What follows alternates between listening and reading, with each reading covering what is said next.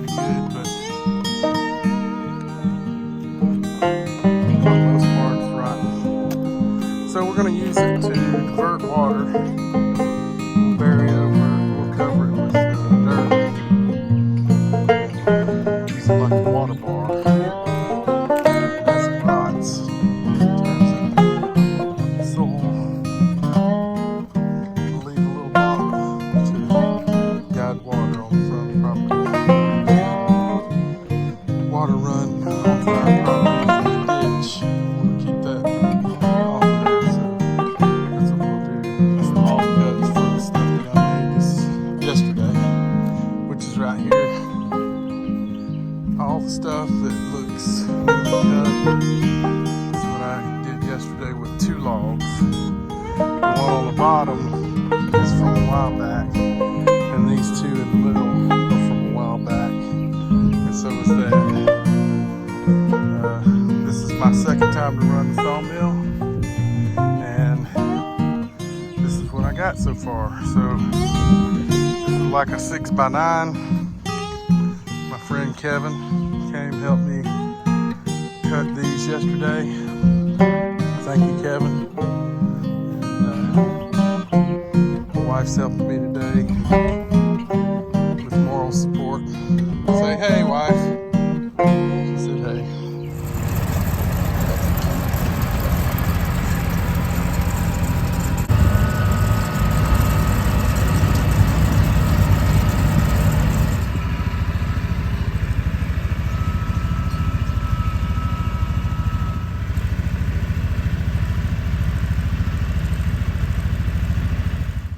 Okay, so this is that rotten log.